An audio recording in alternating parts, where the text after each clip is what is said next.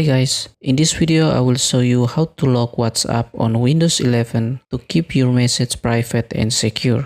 First, let's open the WhatsApp application, then go to Settings, click on Privacy, then scroll down and click on App Lock. Now you need to enable App Lock and then create a security password for WhatsApp. After that, click OK.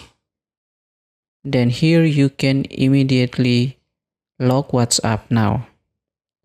Now let's try to unlock WhatsApp with the password we create before.